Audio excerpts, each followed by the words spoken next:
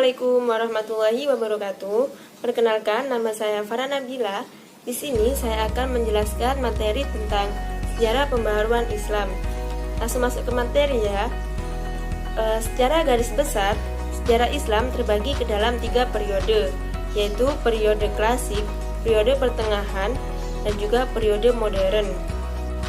Pertama, saya akan membahas tentang periode klasik. Periode klasik merupakan masa kemajuan dan kejayaan Islam, dan yang dibagi ke dalam 2 fase. Yang pertama merupakan fase ekspansi, integrasi, dan kemajuan, dan yang kedua merupakan fase disintegrasi. Pada fase kemajuan inilah daerah pengaruh Islam meluas dari Afrika Utara sampai ke Spanyol yang berada di belahan barat, dan juga melalui Persia hingga ke India di bagian belahan timur. Daerah-daerah itu semua tunduk kepada kekuasaan Islam. Ilmu pengetahuan baik dalam bidang agama maupun non-agama seperti bidang kebudayaan dan umum juga mengalami perkembangan yang cukup pesat pada saat itu. Hal ini disebabkan karena peradaban Islam pada saat itu sangat menjunjung tinggi akses ilmu pengetahuan yang terbuka dari berbagai sumber. Tetapi pada fase disintegrasi, keutuhan umat Islam dalam bidang politik mulai pecah. Ini dikarenakan Baghdad dirampas dan dihancurkan oleh Hulagu Khan pada tahun 1253 Masehi. Kekhalifahan yang merupakan simbol dari keutuhan politik mulai runtuh, sehingga digantikan oleh pemerintahan otonom di berbagai kawasan. Selanjutnya saya akan membahas periode yang kedua, yaitu periode pertengahan. Periode pertengahan juga dibagi menjadi 2 fase, yaitu fase kemunduran dan fase 3 kerajaan besar. Pertama yaitu fase kemunduran. Fase ini ditandai dengan adanya desentralisasi dan disintegrasi yang semakin meningkat, dan juga timbulnya perbedaan antara Sunni dan Syiah, dan juga antara Arab dan Persia kelihatan bertambah nyata. Yang kedua yaitu fase 3 kerajaan besar. Fase ini dimulai pada tahun 1500 sampai 1700 Masehi, dan juga masa kemundurannya dimulai pada tahun 1700 sampai 1800 Masehi. 3 kerajaan besar tersebut meliputi kerajaan Utsmani yang berada di Turki, kerajaan Syafawi yang berada di Persia, dan juga kerajaan Mughal yang berada di India.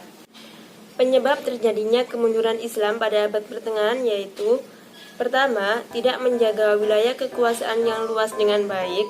Yang kedua, lemahnya kepemimpinan para pengusaha. Yang ketiga, adanya krisis ekonomi. Dan yang terakhir, adanya konflik antar kerajaan Islam. Dan yang terakhir adalah periode modern. Periode modern dimulai pada tahun 1800 Masehi sampai saat ini, yang disebut sebagai zaman kebangkitan Islam. Periode modern ini dikenal dengan zaman pembaharuan. Pembaharuan dalam Islam ini muncul karena mempunyai tujuan, yaitu untuk membawa umat Islam kepada kemajuan.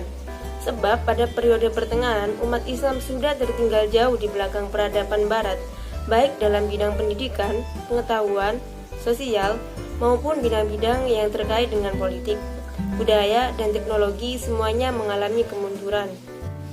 Pada perkembangan Islam abad modern ini, umat Islam juga mulai timbul kesadarannya tentang bagaimana sih pentingnya ajaran Islam yang sesuai dengan ajaran Rasulullah SAW.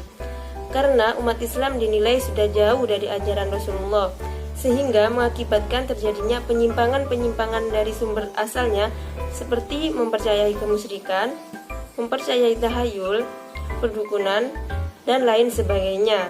Melihat kondisi yang seperti ini, akhirnya para pemuka agama mulai memikirkan bagaimana caranya agar bisa meningkatkan mutu dan kekuatan umat Islam kembali. Sehingga muncullah para pembaharu yang merupakan suatu gerakan pemurnian terhadap ajaran agama Islam yang sesuai dengan Al-Quran dan Al-Hadits. Para pembaharu mempunyai tujuan mengenai kemajuan dalam pengembangan pendidikan, ilmu pengetahuan, maupun kemajuan teknologi. Dilihat dari periodenya pada saat itu, memang umat Islam kurang paham dan tidak tahu mengenai ilmu pengetahuan dalam teknologi modern. Sehingga para tokoh pembaharuan Islam, yakni Muhammad Abduh dan Rashid Ridha, berusaha untuk merubah sistem pembelajaran dari yang awalnya pembelajaran secara tradisional dirubah ke pembelajaran yang lebih modern, agar para pelajar dan umat Islam lainnya dapat mengejar ketertinggalan mereka di zaman yang sudah modern ini. Assalamualaikum warahmatullahi wabarakatuh. Saya Titania di sini akan melanjutkan pembahasan bab pembaruan Islam, yaitu konsep dan ruang lingkup pembaruan dalam Islam. Pembaruan Islam sendiri adalah upaya untuk menyesuaikan paham keagamaan Islam dengan perkembangan yang ditimbulkan melalui kemajuan ilmu pengetahuan dan teknologi modern. Dengan demikian, pembaruan Islam bukan berarti mengubah, mengurangi atau menambahi isi yang ada di dalam Al-Quran, melainkan hanya menyesuaikan paham dari isi Al-Quran dan hadis tersebut. Dalam sejarahnya, gerakan pembaharuan Islam muncul karena terjadi penurunan Islam pada bidang politik yang terjadi di abad ke-18, sehingga hal tersebut menyita banyak perhatian para cendekiawan Muslim, yang membuat para cendekiawan Muslim ini memiliki ide untuk mencetuskan gerakan, yaitu gerakan pembaharuan Islam. Pada prosesnya, para cendekiawan ini memiliki konsep dan ruang lingkup untuk melakukan gerakan pembaharuan Islam ini, agar kedepannya berjalan dengan sesuai yang diharapkan dan juga dapat diterima di masyarakat. Tahap yang pertama adalah tahap revivalisme modernisme, yang merupakan tahap awal dalam proses gerakan pembaharuan Islam. Tahap ini muncul akibat menurunnya respon moralitas umat Islam yang ditandai oleh dangkalnya pemikiran dari pola tradisi yang tidak sesuai dengan perubahan dan perkembangan zaman. Pembaruan ini difokuskan pada proses transformasi secara mendalam guna mengatasi keburukan moral dan rasa sosial masyarakat Islam yang merujuk pada Al-Quran dan hadis. Tahap revivalisme pra-modernisme ini juga memperlihatkan ciri-ciri sebagai respon terhadap kemerosotan moral umat Islam, menyerukan perlunya melakukan ijtihad untuk mengikis fanatisme mazhab-mazhab hukum dalam Islam, dan juga menolak paham-paham predeterministik, dan pembaruan ini boleh dilakukan dengan jihad jika dianggap perlu. Tahap yang kedua adalah tahap modernisme klasik. Dalam tahap ini, pembaharuan memfokuskan kinerja pada pembaruan lembaga-lembaga pendidikan sebagai wadah untuk mencetak generasi yang berwawasan luas dan menjadikan lembaga pendidikan sebagai sarana untuk mensosialisasikan dan mentransformasikan gagasan-gagasan pembahasan. Ciri dari tahapan modernisme klasik ini adalah tidak menafikan Al-Quran dan hadis sebagai rujukan atau sumber utama kehidupan umat Islam. Di dalam modernisme klasik ini, ijtihad mengalami perluasan isi, tidak hanya persoalan fikih, melainkan juga berbicara mengenai relasi akal dan sosial seperti pendidikan, peran wanita, dan juga yang ketiga adalah tahapan neo-revivalisme, di mana tahapan ini memfokuskan diri pada penolakan terhadap westernisme dan juga paham-paham turunannya. Karena bagi mereka, Islam dipandang cukup untuk dijadikan sebagai pandangan hidup dan menolak dari semua bentuk reinterpretasi makna Al-Quran dan hadis. Pada tahap neo-revivalisme ini juga memiliki prinsip bahwa kedaulatan adalah sepenuhnya hanya milik Tuhan. Sedangkan kalimat syahadat dalam konteks politik dipahami bahwa tiada pemerintahan ataupun sistem kekuasaan kecuali kekuasaan Tuhan. Sedangkan pada sistem lain, Islam dianggap yang salah alias kafir. Tahap yang keempat adalah tahap neo-modernisme. Tahap neo-modernisme ini merupakan kelanjutan dari modernisme dari aspek waktu, dan secara metodologis neo-modernisme ini berasumsi bahwa modernisasi dalam Islam adalah sebuah keniscayaan. Tetapi dalam waktu yang tidak sama, tidak perlu ditinggalkan tradisi-tradisi yang lama dan yang sudah dimiliki Islam sebelumnya. Ciri-ciri dari neo-modernisme ini sendiri antara lain yaitu Islam ikut terlibat dalam pergulatan modernisme, menjaga dan melestarikan sebuah tradisi Islam yang mapan, sebagaimana dapat memelihara sebuah tradisi lama yang baik. Islam juga bersifat universal dan tidak bertentangan dengan konsep modern, dan juga memadukan antara tradisional dan modern itu sendiri. Selanjutnya yaitu pemikiran dan gerakan pembaruan Islam di Timur Tengah. Dalam sejarah pemikiran pembaruan sudah ada sejak masa modern. Gerakan modernisasi dalam Islam ini telah dilakukan oleh para pembaru Islam. Gerakan pembaru Islam ini juga telah bergema di seluruh penjuru dunia Islam. Untuk memulihkan kembali kekuatan Islam yang atau bisa disebut dengan gerakan modernisasi, harus ada dua faktor yang mendorong untuk saling mendukung. Faktor pertama yaitu adanya pemurnian agama Islam seperti gerakan Wahabiyah dan gerakan Sanusi. Sedangkan yang kedua yaitu mencari gagasan-gagasan ilmu pengetahuan dari Barat. Berikut ini adalah hal yang harus dilakukan untuk kemajuan umat Islam yang harus berpegang teguh pada nilai-nilai dalam Islam. Yang pertama yaitu umat Islam harus berpegang teguh pada keyakinan, kebenaran, dan kemurnian akidah Islam. Yang kedua yaitu umat Islam harus menguasai sains dan teknologi. Dan yang ketiga, umat Islam harus menjaga persatuan dan kesatuan. Selanjutnya yaitu tokoh-tokoh yang melakukan gerakan pembaruan Islam. Yang pertama yaitu Hasan al-Banna. Hasan al-Banna dikenal sebagai mahasiswa yang taat dengan agama. Beliau pernah menempuh pendidikan di lembaga pendidikan keguruan di Universitas Darul Ulum Kairo. Pada masa al-Banna, kebenaran budaya asing mulai terlihat. Banyak juga yang menuntut untuk memulai usaha penyelarasan kehidupan modern dengan islamisasi. Beliau berusaha untuk melakukan pembaruan dengan didirikannya gerakan Ikhwanul Muslimin. Gerakan ini memiliki tujuan utama yaitu membentuk generasi yang mempelajari Islam dengan benar. Tujuan tersebut terwujud di kehidupan bangsa yang bersumber dari semangat yang berdiri di atas pokok-pokok ajarannya, yaitu memperkuat budi pekerti luhur, mendirikan yayasan yang menguntungkan bagi segi ekonomi dan spiritual umat Islam, menumbuhkan semangat dan memperkuat jiwa yang sportif dalam kalangan anak muda. Yang kedua yaitu Ali Syariati. Ali Syariati merupakan pembaru Islam yang sangat dihormati karyanya dalam bidang sosiologi. Beliau juga mendapatkan julukan Ulul Albab yang berarti orang-orang yang berakal. Beliau mempunyai semangat yang sangat besar dalam menuntut ilmu.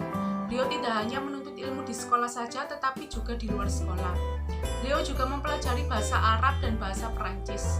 Beliau banyak mengeluarkan gagasan-gagasan yang bisa kita sebut dengan teori. Dalam kebudayaan dan ideologi beliau mengatakan bahwa pada orang-orang yang bukan ilmuwan, filosof, dan teknolog, mereka harus memahami dan mampu untuk menangkap kesadaran diri manusiawi. Agama sebagai ideologi. Sebagai ideologi, agama itu bukan mempertahankan, tetapi memberikan arahan kepada bangsa untuk mencapai sesuatu yang mereka cita-citakan. Tulisan dan bicara Syariati menggunakan rasio dan emosi yang tidak netral. Banyak orang yang sadar dengan pembicaraannya dan banyak juga orang yang salah mengerti apa yang dikatakan oleh beliau. Tokoh gerakan pembaruan dalam Islam. Yang pertama yaitu Ibnu Taimiyah. Ibnu Taimiyah adalah seorang pemikir dan ulama dari Islam dari Haran, Turki. Ia dikenal sebagai pembaharu dalam pengertian memurnikan ajaran Islam. Gerakan reformasi yang dilakukannya yang pertama yaitu melawan praktek-praktek yang tidak Islami. Kedua, kembali ke arah prioritas ajaran Islam dan semangat keagamaan yang murni. Ketiga, berbuat baik kepada publik melalui campur tangan pemerintah dalam kehidupan ekonomi, mendorong keadilan dan keamanan publik serta menjaga mereka dari sikap mementingkan diri sendiri. Yang kedua yaitu Jamaluddin Al-Afghani. Jamaluddin Al-Afghani lahir di kota kecil Asadabad atau Afghanistan yaitu pada tahun 1838 Masehi. Kemudian meninggal di tahun 1897 Masehi. Ia mengajukan konsep pembaharuannya yaitu yang pertama, Barat adalah musuh utama kolonialisme. Yang kedua, orang Islam harus mau melawan kolonialisme setiap saat. Tiga, umat Islam bisa bersatu. Bila dicermati arah pembaharuan di Mesir sebagaimana yang dipimpin oleh Jamaluddin Al-Afghani ini mengarah ke gerakan politik. Yang ketiga, Muhammad Abduh. Muhammad Abduh dilahirkan di Mesir, lebih tepatnya di desa Mahila. Tahun kelahiran Muhammad Abduh adalah 1849 dan meninggal pada tahun 1905. Ia menempuh pendidikan di Universitas Al-Azhar lalu bertemu dengan Jamaluddin Al-Afghani untuk belajar filsafat. Ada 3 konsep pembaruan Muhammad Abduh. Di antaranya yang pertama yaitu menyusun agama Islam pada bentuk awal, 2 memperbarui bahasa Arab, 3 minta diakuinya hak rakyat pada pemerintah. Ia juga mengkritik lembaga pendidikan di Al-Azhar yang dianggap masih menggunakan metode atau model atau aturan-aturan yang bersifat tradisional yang seharusnya bisa menggunakan metode modern yang lebih efektif. 4. Rashid Ridho. Rashid Ridho merupakan murid kesayangan Muhammad Abduh yang lahir pada tahun 1865 di Kalamun, Lebanon. Ia keturunan Al-Husain atau cucu Nabi Muhammad SAW. Ide pembaruan Rashid Ridho antara lain ada di bidang agama, politik, dan pendidikan. Terkait bidang agama, ia menjelaskan bahwa umat Islam dipandang lemah sebab tidak mau mengamalkan ajaran Islam secara murni, melainkan mencampurkan ajaran dengan farad dan serta bidah, dan seharusnya ajaran Islam kembali pada Al-Quran dan hadis. Dalam bidang pendidikan, ia mengajak dan untuk perkembangan dan pembangunan pendidikan Islam dan kekayaan yang dimiliki oleh umat Islam seperti pembangunan masjid sebagai tempat ibadah. Dalam ide atau gagasan tentang politik, ia mengajak umat Islam bisa bersatu sebagaimana kekuasaan yang dimanifestasikan dalam bentuk khilafah, yaitu adanya keyakinan, sistem moral, sistem pendidikan dibantu oleh ulama serta tokoh masyarakat. Yang keempat yaitu Muhammad bin Abdul Wahab. Muhammad bin Abdul Wahab lahir pada tahun 1700 Masehi di perkampungan Najd dan meninggal pada tahun 1792. Ia adalah seorang ulama yang berusaha membangkitkan dakwah tauhid dalam masyarakat dengan cara beragama sesuai tuntunan Rasulullah SAW dan sahabatnya.